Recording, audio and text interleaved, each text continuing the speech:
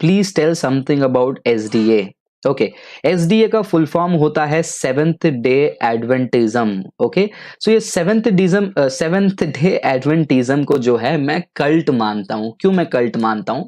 वो लोग बहुत ही इनोसेंट तरीके से आपको रीच आउट करने की कोशिश करेंगे, लेकिन उनके इनोसेंस में जो है आपको नहीं पड़ना है, बिकॉज वो धीरे से जो है आपको एक कल्ट की शिक्षा में धकेल देंगे। वो क्या करते हैं मैं आपको बता देता हूं।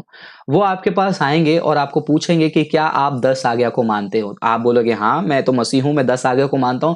पूछेंगे चौथा आज्ञा क्या है? फिर बोलेंगे कि शब्द को फॉलो करो। पूछेंगे आपसे कि क्या आप शब्द को फॉलो करते हो? आप भी एक नादान व्यक्ति के समान आप कहोगे हाँ मैं फॉलो करता हूं। तो वो पूछेंगे कि शब्द कब आया, सैटरडे या संडे? आप बोलोगे सैटरडे। तो आपको पूछेंगे संडे क्यों जा रहे हो? क्योंकि आप कैथलिक कलीसिया की शिक्षा को फॉलो कर रहे हो, आप रास्ता भटक गए हो करके आपको कंफ्यूज करने की कोशिश करेंगे।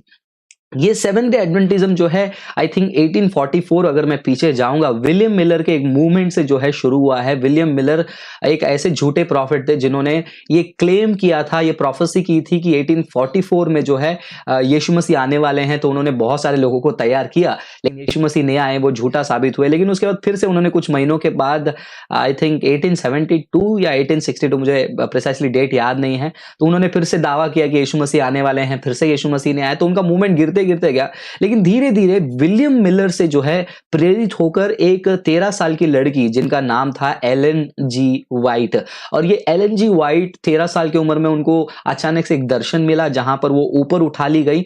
और वहां पर ऊपर जाने के बाद आप एलन जी वाइट की किताब में ये सारे पढ़ सकते हो।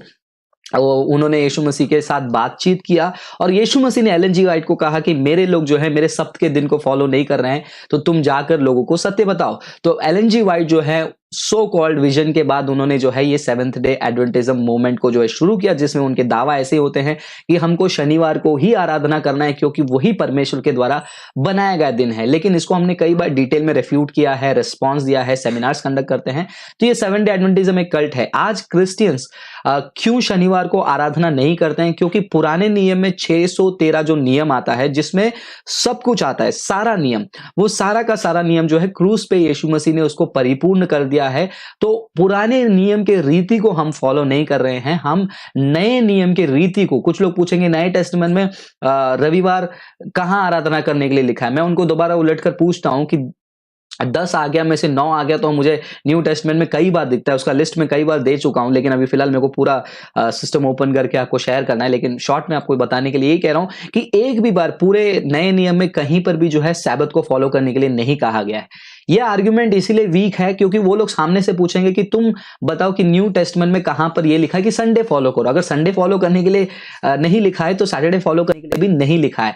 तो हम क्रिश्चियंस रविवार को क्यों आराधना करते हैं? उसके कई सारे कारण हैं। सबसे पहला कारण है जो यीशु मसीह का पुनरुत्थान। पुराने नियम में परमेश्वर ने आकाश, पृथ्वी, मनुष्य सब कुछ बनाकर 7वें दिन परमेश्वर ने अपने काम को समाप्त किया। सो सैबत जो है एक समाप्ति को दिखाता है, एक आराम को दिखाता है। मसीह में जब हम आ जाते हैं, जैसे यीशु मसीह ने कहा बोझ से दबे हुए लोगों तो मेरे पास आओ, मैं तुमको विश्राम दूंगा। यानी कि जो कोई यीशु मसीह को स्वीकार करता है वो उस सब्त में प्रवेश कर देता है, जो कि पुराने नियम में हफ्ते में एक बार उसको माना जाता है। तो आज आप और मैं जो यीशु मसीह को स्वीकार किए हैं, हम उसी सब्त में हैं। तो हमारे लिए हर रोज सब्त है। हम यीशु मसीह के उस आराम में, उस विश्राम में पहुंच चुके हैं। तो नए नियम में जब हम यीशु मसीह के उस विश्राम में पहुंच गए हैं तो हमको एक स्पेसिफिक डे की जरूरत नहीं। इसलिए जब हम नए नियम में पढ़ते हैं तो वहां पर लिखा गया है कि कोई भी तुमको दिनों के बारे में, चांद के बारे में, फेस्टिवल्स के बारे में कोई भी तुम्हारा न्याय न करे। लेकिन ये सेवन डे एडवेंटिस्ट दिनों को फॉलो करने के लिए हमसे आर्ग्यू करेंगे, डिबेट करेंगे और हमको कन्विंस करने की कोशिश करेंगे।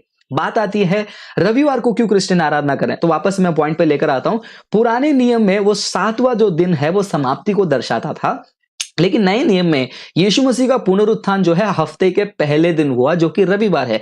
सो ये पुराने नियम में 7वां दिन एक समाप्ति को दिखा रहा है। नए नियम में यीशु मसीह का जन्म पहले दिन होना वो एक नए शुरुआत को दिखा रहा है। बस उतना ही नहीं, यीशु मसीह का पुनरुत्थान हफ्ते के पहले दिन हुआ। यीशु मसीह अपने चेले को कब दिखाई दिए? पहली बार हफ्ते के पहले। पहला गॉस्पेल कब शेयर किया गया था? प्रेरित पतरस जब प्रीच कर रहे थे 3000 लोगों के बीच में, 3000 लोग कलीसिया में ऐड किए गए। वो कब हुआ था? हफ्ते के पहले दिन, पेंटेकोस्ट का दिन, पवित्र आत्मा कब उठने लगे थे? हफ्ते के पहले दिन। और शुरुआत की कलीसिया कब इकट्ठा होती थी? हफ्ते के पहले दिन। आप पूछोगे आपको कैसे मालूम? गलतियों को कलीसिया को और कोरिन्थ के कलीसिया को जब पॉल लेटर लिखते हैं, लेटर में पॉल कहते हैं कि जैसे हमेशा हफ्ते के पहले दिन मैं आता हूं, अपने दान को इकट्ठा करके रखो, मैं आऊंगा। तो ऐसे काफी सारे रीजन हैं हमें देखने के लिए कि अपोस्टल्स यानी कि यीशु मसीह के समय से जो है अर्ली चर्च भी जो है हफ्ते के पहले दिन आराधना करती है, इसलिए हम जो है रविवार को आराधना करते हैं। अब ये कंपलसरी नहीं है, क्योंकि कुछ जगहों में जैसे कि आई थिंक अरब कंट्रीज में आई थिंक फ्राइडे को छुट्टी होता है, नेपाल में भी फ्राइडे को आई थिंक छुट्टी होता है, तो वो लोग फ्राइडे को आराधना करते हैं। तो ये सैबत वाले वहां पर जाकर क्या करेंगे?